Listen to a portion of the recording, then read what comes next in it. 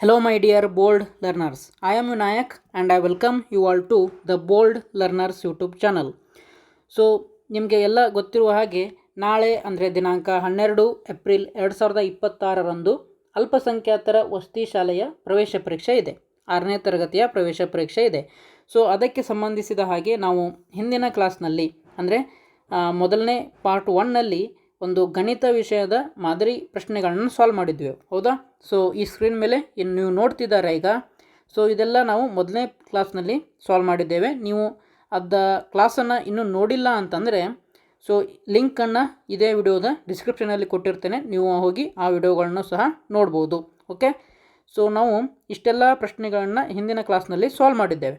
Okay, so ಹಾಗಾದರೆ ಈಗ ಮುಂದಿನ ಒಂದು ಪ್ರಶ್ನೆಯನ್ನು ಸಾಲ್ವ್ ಮಾಡೋಣ. 71ನೇ ಪ್ರಶ್ನೆ. ಸೊ ಏನಿದೆ 71ನೇ ಪ್ರಶ್ನೆ ಅಂತಂದರೆ 765, 543, 876 ಹಾಗೂ 654 ಇಳಿಕೆ ಕ್ರಮದಲ್ಲಿ ಬರೆಯಿರಿ ಅಂತ ಹೇಳಿದ್ದಾರೆ. ಓಕೆ, ಸೊ ಇಳಿಕೆ ಕ್ರಮದಲ್ಲಿ ಬರೆಯಿರಿ ಅಂತಂದರೆ ಈ ರೀತಿಯಾಗಿ. ಓಕೆ, ಸೊ ಹಾಗಾದರೆ ಮೊದಲಿಗೆ ನಾವು ಇಳಿಕೆ ಕ್ರಮದಲ್ಲಿ ಬರೆಯಿರಿ ಅಂತಂದಾಗ ಏನು ಯೋಚನೆ ಮಾಡಬೇಕು ಅಂತಂದರೆ ನಮ್ಮ ಮೊದಲನೇ ಅಂಕಿ ಯಾವುದು ಸಂಖ್ಯೆ ಬರಿತೀವಿ ಅದು ದೊಡ್ಡದಿರಬೇಕು. ಬರ್ಬರ್ತಾ ಏನಾಗಬೇಕು, ಅದು ಚಿಕ್ಕದು ಆಗ್ತಾ ಹೋಗಬೇಕು. ಓಕೆ, ಸೊ ನೀವಿಲ್ಲಿ ನೋಡ್ಬೋದು, ನೀವು ಇಲ್ಲಿ ಏನು ಮಾಡಬೇಕು ಅಂತಂದರೆ ಮೊದಲ ಅಂಕಿಯನ್ನು ನೋಡಬೇಕು. ಸೊ 7 ಇದೆ, 5 ಇದೆ, ಹಾಗೆ 8 ಇದೆ, 6 ಇದೆ. ಸೊ ಹಾಗಾದರೆ ಇದರಲ್ಲಿ ದೊಡ್ಡ ಅಂಕಿ ಯಾವುದು? 8 ಅಲ್ವಾ? ಸೊ ಹಾಗಾದರೆ 876 ಅನ್ನೋದು ದೊಡ್ಡ ಅಂಕಿ. ಓಕೆ, ಆಮೇಲೆ 8ಕ್ಕಿಂತ ಸ್ವಲ್ಪ ಚಿಕ್ಕದು ಯಾವುದಿದೆ ಇದರಲ್ಲಿ? 7 ಇದೆ ನೋಡಿ. ಹಾಗಂದರೆ 765 ಇದು ಎರಡನೇ ಅಂಕಿ, ಎರಡನೇ ಅತಿ ದೊಡ್ಡ ಅಂಕಿ ಅಥವಾ ಸಂಖ್ಯೆ. ನೆಕ್ಸ್ಟ್ 7ಕ್ಕಿಂತ ಸ್ವಲ್ಪ ಚಿಕ್ಕದು ಯಾವುದು? 6. ಸೊ ಹಾಗಾದರೆ ನೆಕ್ಸ್ಟ್ ಬರುವಂಥದ್ದು ಯಾವುದು? 654 ಅನ್ನುವಂಥದ್ದು. ಆ ನಂತರ ಬರುವಂಥದ್ದು ಯಾವುದು? ಇನ್ನು ಕೆಳಗಡೆ ಉಳಿದಿರುವಂಥದ್ದು 543. ಓಕೆ, ಈ ಒಂದು ಪ್ರಶ್ನೆ ವೆರಿ ಈಸಿ ಇತ್ತು. ಯಾಕಂತಂದರೆ ಜಸ್ಟ್ ನೀವು ಮೊದಲ ಅಂಕಿಗಳನ್ನ ಮಾತ್ರ ನೋಡ್ತಾ ಹೋದರೆ ನಿಮಗೆ ಏನು ಬರ್ತಿತ್ತು, ಈ ಒಂದು ಇಳಿಕೆ ಕ್ರಮವನ್ನು ಬರಲಿಕ್ಕೆ ಆಗತ್ತೆ. ಸೊ ಹಾಗಾದರೆ ಎಲ್ಲಿದೆ ಈ ಒಂದು ಪ್ರಶ್ನೆ? ಓಕೆ, ಎಕ್ಸಾಮ್ನಲ್ಲಿ ನೀವು ಈ ರೀತಿಯಾಗಿ ಪೂರ್ತಿಯಾಗಿ ಬರಿತಾ ಕುತ್ಕೋಬಾರ್ದು. ಏನು ಮಾಡಬೇಕು, ಮೊದಲನೇದು ನಿಮಗೆ 876 ಬರಬೇಕು ಅಂತ ಗೊತ್ತಾಯ್ತಲ್ವಾ? ಸೊ ಅವಾಗ ಏನು ಮಾಡಬೇಕು, ಇಲ್ಲಿ 765 ಇದೆ, ಬರಲ್ಲ. ಇವೆರಡು ಆಪ್ಷನ್ಗಳು ಹೋಯಿತು, ಯಾಕಂದರೆ ಇಲ್ಲಿ ಮೊದಲಿಗೆ 543 ಕೊಟ್ಟಿದ್ದಾರೆ. ನೆಕ್ಸ್ಟ್ ಓಕೆ, ಹಾಗಾದರೆ ಈಗ ನಾವು ಜಸ್ಟ್ ಬಿ ಮತ್ತು ಡಿ ಆಪ್ಷನ್ಗಳನ್ನ ಕಂಪೇರ್ ಮಾಡಬೇಕು. ಓಕೆ, ಸೊ ನೆಕ್ಸ್ಟ್ ಎರಡನೇ ಅಂಕಿ ನೋಡಿ, ಇಲ್ಲಿ ಏನು ಬಂದಿದೆ? ಇಲ್ಲಿ 765. ಹಾಗಾದರೆ ಇಲ್ಲಿ ನೋಡ್ಕೊಳ್ಳಿ 654 ಇದೆ. ಸೊ ಹಾಗಾದರೆ ಇದು ಪ್ರಶ್ನೆ ಹೋಯ್ತಲ್ವ? ಇನ್ನು ಉಳಿದಿರೋದು ಯಾವುದು? ಇದೇ ಒಂದು ಆಪ್ಷನ್. ನಮಗೆ ಮತ್ತೆ ಇದನ್ನು ಚೆಕ್ ಮಾಡ್ತಾ ಕುತ್ಕೊಳ್ಬಾರ್ದು, ಡೈರೆಕ್ಟ್ ಆನ್ಸರ್ ಹಾಕಬೇಕು, ಮುಂದೆ ಹೋಗ್ತಾ ಇರಬೇಕು. ನೆಕ್ಸ್ಟ್ ಓಕೆ, ಈ ಒಂದು ಪ್ರಶ್ನೆಯನ್ನು ನೋಡಿಲಿ ಏನಿದೆ ಅಂತಂದರೆ ಕ್ರಮ ನೋಡಿ ಮುಂದಿನ ಸಂಖ್ಯೆ ಕಂಡು ಹಿಡಿ ಅಂತ ಇದೆ. ಓಕೆ, ಒಂದ್ಸಲಿ ಬರ್ಕೊಳ್ತೀನಿ ನಾನು. 12, 18, 24, ಆಮೇಲೆ ಇದೊಂದು ಡ್ಯಾಶ್, ಇದೊಂದು ಡ್ಯಾಶ್. ಓಕೆ, ಕ್ರಮವನ್ನು ನೋಡ್ಕೊಳ್ಬೇಕು ನಾವು. ಸೊ ಮೊದಲಿಗೆ ನೋಡ್ರಿ, ಈ 12ರಿಂದ 18 ಹೇಗೆ ಬಂತು ಅದನ್ನು ನೋಡ್ಕೊಳ್ಬೇಕು ನಾವು. ಹೇಗೆ ಬಂತು ಅಂತಂದರೆ ಈ 12ಕ್ಕೆ 6 ಕೂಡಿಸಿದಾರ ನೋಡ್ಕೊಳ್ಳಿ. ಓಕೆ, ನೋಡಿ ಬೇಕಾದ್ರೆ 12 + 6 ಎಷ್ಟು ಬಂತು? 18 ಬಂತು. ಅದೇ 18 ಇಲ್ಲಿ ಬರ್ದಿದಾರಲ್ವ? ಹಾಗಾದರೆ ಮುಂದೆ ಈ 18ರಿಂದ 24 ಹೆಂಗೆ ಬಂತು? ಅದಕ್ಕೂ ಸಹ 6 ಕೂಡಿಸಿದಾರ ನೋಡ್ಕೊಳ್ಳಿ. ಹೌದಾ? 8 × 14, 1 1 2 24 ಬಂತಲ್ವ? ಸೊ ಅಂದರೆ ಅವ್ರು ಏನು ಮಾಡ್ತಿದ್ದಾರೆ, ಪ್ರತಿ ಸಲನೂ 6 ಕೂಡಿಸ್ತಾ ಹೋಗ್ತಿದ್ದಾರೆ.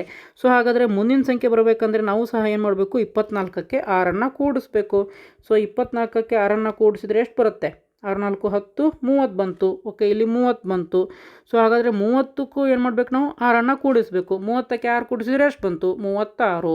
ಹಾಗಾದರೆ ನಮಗೆ ಉತ್ತರಗಳೇನು? 30 ಹಾಗೂ 36. ಎಲ್ಲಿದೆ? ಆಪ್ಷನ್ ನಂಬರ್ ಬಿ ಯಲ್ಲಿ ಇರುವಂಥದ್ದು. ಎಲ್ಲಿದೆ? ಆಪ್ಷನ್ ನಂಬರ್ ಬಿ, 30 ಮತ್ತು 36. ಹೌದಾ? 76ನೇ ಪ್ರಶ್ನೆ ಆಯಿತು. ನೆಕ್ಸ್ಟ್ ಮುಂದಿನ ಪ್ರಶ್ನೆಯನ್ನು ನೋಡೋಣ. ಏನಿದೆ? ಓಕೆ, 4500 ಲೀಟರ್ ಅಂದರೆ ಎಷ್ಟು ಕಿಲೋ ಲೀಟರ್ ಅಂತ ಪ್ರಶ್ನೆಯನ್ನು ಕೇಳಿರುವಂಥದ್ದು. ಓಕೆ, ಸೊ ಈ ಒಂದು ಪ್ರಶ್ನೆಯನ್ನು ನೋಡೋಣ ಈಗ. ಮೊದಲಿಗೆ ನಿಮಗೆ 1 ಕಿಲೋ ಲೀಟರ್ ಅಂದರೆ ಎಷ್ಟು ಅಂತ ಗೊತ್ತಿರಬೇಕು. ಓಕೆ, ಸೊ 1 ಕಿಲೋ ಲೀಟರ್ ಅಂತಂದರೆ 1000 ಲೀಟರ್ ಅಂತ ಅರ್ಥ. ಓಕೆ, ಸೊ ಹಾಗಾದರೆ ಇಲ್ಲಿ 4500 ಲೀಟರ್ ಅಂತ ಕೊಟ್ಟಿದ್ದಾರೆ. ಸೊ ಹಾಗಾದರೆ ಏನು ಮಾಡಬೇಕು, ಜಸ್ಟ್ ನೀವು 4500ಕ್ಕೆ 1000ದಿಂದ ಭಾಗಿಸಬೇಕು. ಇದೊಂದು 0 ಹೋಯಿತು, ಇದೊಂದು 0, ಇದೊಂದು 0, ಇದೊಂದು 0. ಹಾಗಾದರೆ ಉಳಿದಿರುವಂಥದ್ದೇನು 45 ಕೆಳಗಡೆ 10. ಇದನ್ನು ನೀವು ಭಿನ್ನರಾಶಿಯಿಂದ ದಶಮಾಂಶಕ್ಕೆ ನೀವು ಪರಿವರ್ತನೆ ಮಾಡಬೇಕು. ಅವಾಗ ಹೇಗೆ ಬರುತ್ತೆ? ಸೊ ಇಲ್ಲಿ ಎಷ್ಟು ಸೊನ್ನೆಗಳಿದ್ದಾವೆ? 1 0 ಇದೆ. ಸೊ ಹಾಗಾದರೆ ಮೊದಲಿಗೆ 45 ಬರೋಣ. ಇಲ್ಲಿ 1 0 ಇರೋದ್ರಿಂದ ಈ ಕಡೆಯಿಂದ ಒಂದು ಅಂಕಿಯನ್ನು ಬಿಟ್ಟು ಇಲ್ಲಿ ಪಾಯಿಂಟ್ ಇಡಬೇಕು. ಎಷ್ಟು ಬರುತ್ತೆ ಹಂಗಾರೆ? ಅದು 4.5 ಕಿಲೋ ಲೀಟರ್ ಅಂತ ಬರುತ್ತೆ. ಎಲ್ಲಿದೆ ನಿಮಗೆ ಉತ್ತರ? ಓಕೆ, ಆಪ್ಷನ್ ಎ ಯಲ್ಲಿನೇ ಇರುವಂಥದ್ದು 4.5 ಕಿಲೋ ಲೀಟರ್. ಹೌದಾ? ನೆಕ್ಸ್ಟ್ ಮುಂದಿನ ಪ್ರಶ್ನೆ ಹೋಗೋಣ. ಈಗ 1ರಿಂದ 15ರವರೆಗೆ ಎಷ್ಟು ಅವಿಭಾಜ್ಯ ಸಂಖ್ಯೆಗಳು ಇದ್ದಾವೆ ಅಥವಾ ಪ್ರೈಮ್ ನಂಬರ್ಸ್ ಎಷ್ಟಿದ್ದಾವೆ ಅಂತ ಕೇಳಿರುವಂಥದ್ದು. ಓಕೆ, ಸೊ ಮೊದಲಿಗೆ ನಿಮಗೆ ಪ್ರೈಮ್ ನಂಬರ್ಸ್ ಅಂದರೆ ಏನು ಸ್ವಲ್ಪ ಪರಿಚಯ ಮಾಡಿಕೊಡ್ತೇನೆ, ನೋಡ್ಕೊಳ್ಳಿ. ಫಾರ್ ಎಕ್ಸಾಂಪಲ್ 3 ತೆಗೆದುಕೊಳ್ತೀನಿ ನಾನು. ಓಕೆ, 3 ಬೇರೆ ಯಾವ ಸಂಖ್ಯೆಗಳಿಂದ ಭಾಗ ಹೋಗುತ್ತೆ ಅಂತ ನೋಡೋದಾದರೆ 1ರಿಂದ ಭಾಗ ಹೋಗುತ್ತೆ. ಹೌದಾ? 1 3 3. ಅದೇ ರೀತಿಯಾಗಿ 1 ಬಿಟ್ಟರೆ 3ರಿಂದ ಹೋಗುತ್ತೆ. 3 1 3. Okay, done. ಇನ್ನೊಂದು ಎಕ್ಸಾಂಪಲ್ ಕೊಡ್ತೇನೆ 5ರಿಂದ.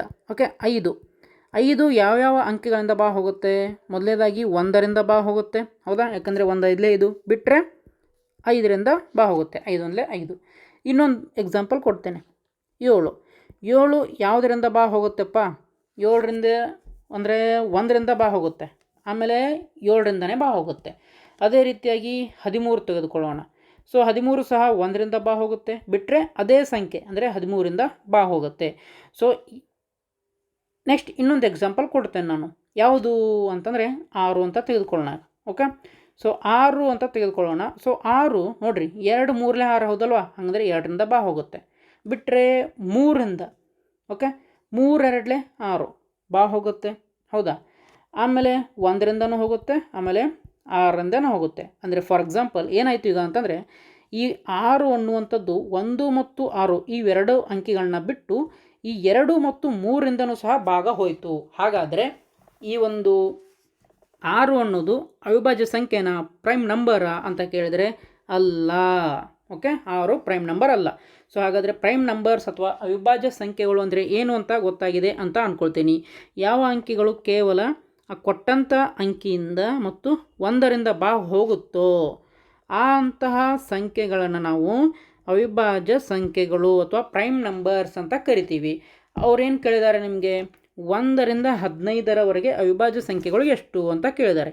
ಆಮೇಲೆ ಇನ್ನೊಂದು ವೆರಿ ವೆರಿ ಇಂಪಾರ್ಟೆಂಟ್, 1 ಅನ್ನುವಂಥದ್ದು ಅವಿಭಾಜ್ಯ ಸಂಖ್ಯೆ ಅಲ್ಲ, ನೆನಪಿನಲ್ಲಿ ಇಟ್ಕೊಳ್ಳಿ. ಹಾಗಾದರೆ 1ನ್ನು ಬಿಟ್ಟು ನೆಕ್ಸ್ಟ್ ಏನಿದೆ?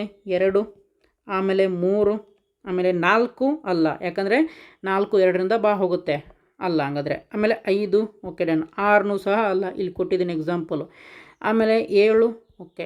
8 ಅಲ್ಲ, ಯಾಕಂದರೆ 8 2ರಿಂದನೂ ಭಾಗ ಹೋಗುತ್ತೆ, 4ರಿಂದ ಭಾಗ ಹೋಗುತ್ತೆ. 8 ಅಲ್ಲ. 9 ಅಲ್ಲ, ಯಾಕಂದರೆ 9 3ರಿಂದ ಭಾಗ ಹೋಗುತ್ತೆ. ಆಮೇಲೆ 10 ಅಲ್ಲ, 10 2ರಿಂದ ಹೋಗುತ್ತೆ, 5ರಿಂದ ಭಾಗ ಹೋಗುತ್ತೆ.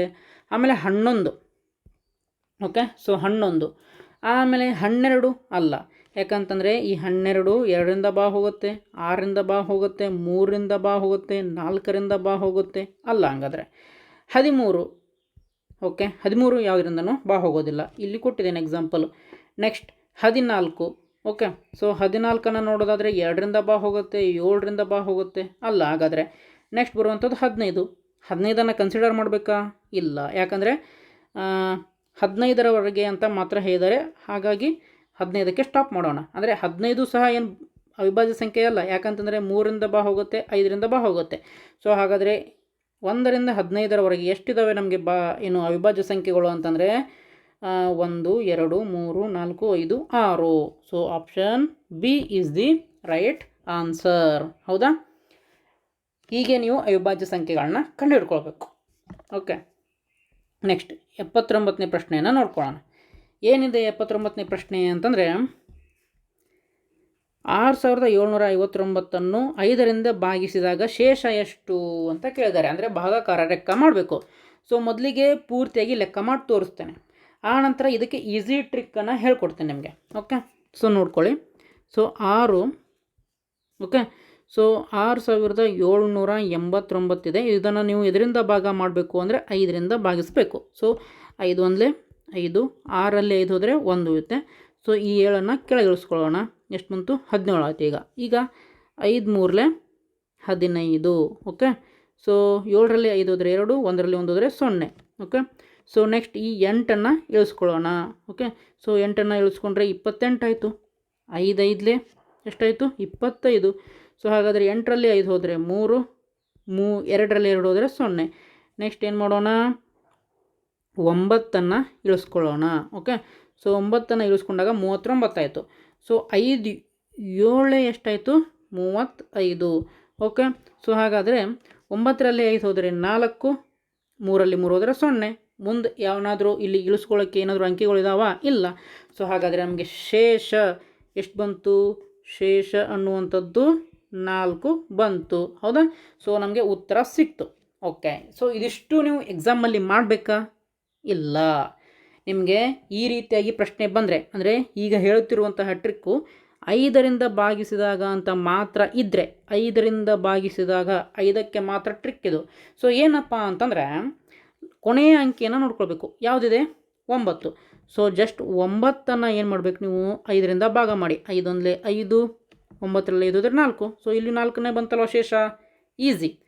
ಒಂದು ವೇಳೆ ಈ ರೀತಿಯಾಗಿ ಪ್ರಶ್ನೆ ಇತ್ತು ನಿಮಗೂ 6 7 8 6. ಸೊ ಈಗ 5ರಿಂದ ಭಾಗಿಸಿದಾಗ ಶೇಷ ಎಷ್ಟು ಬರುತ್ತೆ ಅಂತಂದರೆ ಕೊನೆಯ ಅಂಕಿಯನ್ನು ತೆಗೆದುಕೊಳ್ಳಿ, ಬಿಡಿ ಸ್ಥಾನದಲ್ಲಿರುವಂಥದ್ದು. 5ರಿಂದ ಭಾಗ ಮಾಡಿ. 5ರಿಂದ 5 1 5, 6ರಲ್ಲಿ 5 ಹೋದರೆ 1. ಸೊ ಹಾಗಾದರೆ ಶೇಷ ಎಷ್ಟು ಬಂತು? 1 ಬಂತು. ಹೌದಾ? ಒಂದು ವೇಳೆ ಈ ರೀತಿ ಅಂಕಿ ಇತ್ತು 6 7, ಆಮೇಲೆ 7 7. ಓಕೆ, ಲಾಸ್ಟ್ 7 ಇದೆ ಈಗ. ಸೊ 7ಅನ್ನು ಭಾಗಿಸಿ 5ರಿಂದ. ಸೊ 5 1 5, 7ರಲ್ಲಿ 5 ಹೋದರೆ 2. ಸೊ 2 ಶೇಷ ಬಂತು. ಓಕೆ, ಒಂದು ವೇಳೆ 6 7 8 0 0 ಇದ್ದಾಗ ಶೇಷ ಎಷ್ಟು ಬರುತ್ತೆ? 0ನೇ ಬರುತ್ತೆ. ಹೌದಾ? ನೆಕ್ಸ್ಟ್ ಮತ್ತು ಲಾಸ್ಟ್ ಒಂದು ವೇಳೆ ಬಿಡಿ ಸ್ಥಾನದಲ್ಲಿ 5 ಇತ್ತಪ್ಪ ಈ ರೀತಿಯಾಗಿ. ಓಕೆ, ಸೊ 5 ಇತ್ತು. ಸೊ ಆವಾಗಲೂ ಸಹ ಎಷ್ಟು ಬರುತ್ತೆ? ಶೇಷ 0ನೇ ಬರುತ್ತೆ. ಓಕೆ, ಜಸ್ಟ್ ಏನು ಮಾಡಿ ಅಂತಂದರೆ 5ರಿಂದ ಭಾಗಿಸಿದಾಗ, ಓಕೆ, ಈ ಟ್ರಿಕ್ ಯಾವುದಕ್ಕೆ ನಾನು ಹೇಳ್ತಿರೋದು? ಜಸ್ಟ್ 5ರಿಂದ ಮಾತ್ರಕ್ಕೆ. ಓಕೆ, ಸೊ 5ರಿಂದ ಭಾಗಿಸಿದಾಗ ಶೇಷ ಎಷ್ಟು ಅಂತ ಕೇಳಿದ್ರೆ ಏನು ಸಂಖ್ಯೆಗಳನ್ನ ಕೊಟ್ಟಿರ್ತಾರೆ ನೋಡಿ. ಸೊ ಸಂಖ್ಯೆಗಳನ್ನ ಕೊಟ್ಟಾಗ ಈ ಕೊನೆಯ ಅಂಕಿಗಳನ್ನ ಮಾತ್ರ ನೋಡ್ಕೊಳ್ಳಿ. ಆ ಕೊನೆಯ ಅಂಕಿಯನ್ನು ಮಾತ್ರ 5ರಿಂದ ಭಾಗಿಸಿ, ಆವಾಗ ನಿಮಗೆ ಶೇಷ ಬರುತ್ತದೆ. ಓಕೆ, ಟ್ರಿಕ್ ಅರ್ಥ ಆಯಿತು ಅಂತ ಅಂದ್ಕೊತೀನಿ. ನೆಕ್ಸ್ಟ್ 80ನೇ ಪ್ರಶ್ನೆ. ಏನಿದೆ ಪ್ರಶ್ನೆ? 20,000ಕ್ಕೆ ಖರೀದಿಸಿದ ವಸ್ತುವನ್ನು 26,000ಕ್ಕೆ ಮಾರಿದರೆ ಲಾಭ ಎಷ್ಟು? ಓಕೆ, ಸೊ ಏನು ಮಾಡಿದ್ದಾರೆ ನೀವು? ಯಾವುದೋ ಒಂದು ವಸ್ತುವನ್ನು, ಟಿ ವಿ ಇರ್ಬೋದು, ಓಕೆ, ಅದನ್ನು 20,000 ರೂಪಾಯಿಗಳಿಗೆ ತೆಗೆದುಕೊಂಡು ಬಂದಿದ್ದೀರಾ. ಅಂದರೆ 20,000ವನ್ನು ನಾವೇನು ಅನ್ಬೋದು? ಕೊಂಡ ಬೆಲೆ ಅಂತ ಅನ್ಬೋದು. ಅದನ್ನು ನೀವು ಏನು ಮಾಡ್ತೀರಾ ಅಂತಂದರೆ 26,000 ರೂಪಾಯಿಗಳಿಗೆ ಮಾರ್ತೀರಾ. ಅಂದರೆ ಇದನ್ನು ನಾವು ಮಾರಿದ ಬೆಲೆ. ಓಕೆ, ಸೊ ಅಥವಾ ನಾವು ಏನಂತ ಅನ್ಬೋದು ಅಂತಂದರೆ ಇದನ್ನು ಸೆಲ್ಲಿಂಗ್ ಪ್ರೈಸ್, ಇದನ್ನು ಕೊಂಡ ಬೆಲೆಯನ್ನು ನಾವು ಕಾಸ್ಟ್ ಪ್ರೈಸ್ CP ಅಂತ ಅನ್ಬೋದು. ಓಕೆ, ನೋಡಿ ಇಲ್ಲಿ ನೀವು ತೆಗೆದುಕೊಂಡು ಬಂದಿರುವಂಥದ್ದು ಅಥವಾ ಕೊಂಡ್ಕೊಂಡು ಬಂದಿರೋದು 20,000 ರೂಪಾಯಿಗೆ, ನೀವು ಮಾರಿರೋದು 26,000 ರೂಪಾಯಿಗೆ. ಅಂದರೆ 6,000 ರೂಪಾಯಿ ಲಾಭ ಆಯ್ತಲ್ವ? ಹೌದಲ್ಲ? ಇದನ್ನ ಹೆಂಗೆ ಮಾಡಬೇಕು? ಸೊ 26,000ದಲ್ಲಿ ಇದನ್ನು ಕಳೆದು ಬಿಡಬೇಕು. 20,000ಗಳನ್ನು ಎಷ್ಟು ಈಸಿ? 1 2 3, ಓಕೆ, 6 0 6,000 ರೂಪಾಯಿಗಳ ಲಾಭ ಆಯಿತು ನಿಮಗೆ. ಹೌದಾ? ಅಂದರೆ ಯಾವ ರೀತಿ? SP ಮೈನಸ್ CP, ಅಂದರೆ cost price minus selling price minus cost price is equal to profit ಅನ್ನುವಂಥ ಬರ್ತದೆ. ಓಕೆ, ಅಂದರೆ ನೀವು ಮಾರಿದ ಬೆಲೆಯಲ್ಲಿ ಕೊಂಡ ಬೆಲೆಯನ್ನು ಕಳೆದರೆ ನಿಮಗೆ 6,000 ರೂಪಾಯಿ ಬರ್ತದೆ. ಉತ್ತರ B ಯಲ್ಲಿದೆ. ಓಕೆ, ಸೊ ಈ ರೀತಿಯಾಗಿ ಈ ಒಂದು ಲೆಕ್ಕವನ್ನು ಮಾಡುವಂಥದ್ದು. ಓಕೆ, ಸೊ ಇಲ್ಲಿವರೆಗೂ ನಾವು ಪಾರ್ಟ್ 1 ಹಾಗೂ ಪಾರ್ಟ್ 2 ಅಲ್ಲಿ ಗಣಿತ ವಿಷಯದ ಒಂದು ಮಾದರಿ ಪ್ರಶ್ನೆಗಳನ್ನ ಸಾಲ್ವ್ ಮಾಡಿದ್ವಿ ನಾವು. ಹೌದಾ? ಯಾವ ಪರೀಕ್ಷೆಗೆ? ನಾಳೆ ನಡೆಯುತ್ತಿರುವಂತಹ ಅಲ್ಪಸಂಖ್ಯಾತರ ವಸತಿ ಶಾಲೆಯ ಪ್ರವೇಶ ಪರೀಕ್ಷೆಗೆ. ಓಕೆ, ಸೊ ಎಕ್ಸಾಮ್ ಮುಗಿದ ತಕ್ಷಣ, ಅಂದರೆ ನಾಳೆ ಎಕ್ಸಾಮ್ ಮುಗಿದ ತಕ್ಷಣ ನಾವೇನು ಮಾಡ್ತೀವಿ ಅಂತಂದರೆ ಆ ಒಂದು ಪರೀಕ್ಷೆಯ ಕೀ ಉತ್ತರಗಳನ್ನು ಸಹ ಅಪ್ಲೋಡ್ ಮಾಡ್ತೇವೆ. ಸೊ ಹಾಗಾಗಿ ನೀವು ಇನ್ನೂ ನಮ್ಮ ಚಾನಲನ್ನು ಸಬ್ಸ್ಕ್ರೈಬ್ ಆಗಿಲ್ಲ ಅಂತಂದರೆ ಸಬ್ಸ್ಕ್ರೈಬ್ ಮಾಡಿಕೊಂಡು ಆ ಬೆಲ್ ಐಕನನ್ನು ಕ್ಲಿಕ್ ಮಾಡಿ ಇಟ್ಕೊಂಡಿರಿ. ಸೊ ದಟ್ ನಾವು ಅಪ್ಲೋಡ್ ಮಾಡಿದ ತಕ್ಷಣ ನಿಮಗೆ ಮೆಸೇಜ್ ಬರುತ್ತೆ. ಓಕೆ, ಆಮೇಲೆ ನಮ್ಮ ವಾಟ್ಸಪ್ ಗುಂಪನ್ನು ಸಹ ನೀವು ಸೇರಿಕೊಳ್ಳಿ. ಫಾರ್ ಎಕ್ಸಾಂಪಲ್, ಈಗ ಸ್ಕ್ರೀನ್ ಮೇಲೆ ಏನು ಕಾಣ್ತಿದೆ ನಿಮಗೆ, ಸೊ ಇದು ನಮ್ಮ ವಾಟ್ಸಪ್ ಗ್ರೂಪ್ನ ಒಂದು QR ಕೋಡ್. ಓಕೆ, ಸೊ ಈ QR ಕೋಡನ್ನು ನೀವು ಸ್ಕ್ಯಾನ್ ಮಾಡೋ ಮುಖಾಂತರ ನಮ್ಮ ವಾಟ್ಸಪ್ ಗ್ರೂಪನ್ನು ಸೇರ್ಕೊಳ್ಬೋದು. ಸೊ ಇದರಲ್ಲಿ ನಾವು ನಿಮ್ಮ ರಿಸಲ್ಟ್ ಯಾವಾಗ ಬರುತ್ತೆ, ಕೀ ಆನ್ಸರ್ ಡಿಸ್ಕಸ್ ಮಾಡುವಂಥದ್ದು. ಓಕೆ, ಆಮೇಲೆ ಫಸ್ಟ್ ರೌಂಡ್ ಯಾವಾಗ ಕರೀತಾರೆ, ಸೆಕೆಂಡ್ ರೌಂಡ್ ಯಾವಾಗ, ಅಡ್ಮಿಷನ್ ಹೇಗೆ, ಈ ರೀತಿಯಾದಂತಹ ನಿಮ್ಮ ಪ್ರವೇಶ ಪರೀಕ್ಷೆಗೆ ಸಂಬಂಧಿಸಿದಂತಹ ಮಾಹಿತಿಗಳನ್ನು ಹಂಚ್ಕೊಳ್ತಾ ಇರ್ತೇವೆ. ಸೊ ಹಾಗಾಗಿ ಯಾರಿಗೆಲ್ಲ ಈ ಒಂದು ಮಾಹಿತಿಗಳು ಆದಷ್ಟು ಫಾಸ್ಟ್ ಬೇಕು ಅಂತೀರಾ, ಸೊ ಈ ಒಂದು ವಾಟ್ಸಪ್ ಗುಂಪನ್ನು ನೀವು ಜಾಯಿನ್ ಆಗ್ಬೋದು. ಇದನ್ನು ಜಸ್ಟ್ ಸ್ಕ್ಯಾನ್ ಮಾಡ್ಕೊಳ್ಳಿ, ನಿಮಗೆ ವಾಟ್ಸಪ್ಪಲ್ಲಿ ಅದು ಜಾಯಿನ್ ಆಗಲಿಕ್ಕೆ ಹೇಳುತ್ತೆ. ಓಕೆ, ಸೊ ಹಾಗಾದರೆ ಈ ಒಂದು ಲಿಂಕನ್ನು ನಾವು ಈ ನಮ್ಮ ವಿಡಿಯೋ ಡಿಸ್ಕ್ರಿಪ್ಷನ್ನಲ್ಲಿ ಹಾಗೂ ಕಮೆಂಟ್ ಬಾಕ್ಸ್ನಲ್ಲೂ ಸಹ ಮೆನ್ಷನ್ ಮಾಡಿರ್ತೀವಿ. ಹಾಗಾದರೆ ಈ ಒಂದು ಕ್ಲಾಸ್ ನಿಮಗೆ ಅರ್ಥ ಆಯ್ತಾ ಇಲ್ವಾ, ಹೇಗಿತ್ತು, ಚೆನ್ನಾಗಿತ್ತೋ ಚೆನ್ನಾಗಿಲ್ವೋ ಅದನ್ನು ಕಮೆಂಟ್ ಮಾಡುವ ಮುಖಾಂತರ ತಿಳಿಸಿ. ಓಕೆ, ನಾಳೆ ಹಾಗಾದರೆ ಈ ಒಂದು ಪರೀಕ್ಷೆ ಮುಗಿದ ತಕ್ಷಣ ಕೀ ಉತ್ತರಗಳನ್ನು ಸಹ ಡಿಸ್ಕಸ್ ಮಾಡೋಣ ಅಂತ ಹೇಳ್ತಾ ಮತ್ತೆ ಮುಂದಿನ ವಿಡಿಯೋದಲ್ಲಿ ಸಿಗೋಣ. ಜೈ ಹಿಂದ್.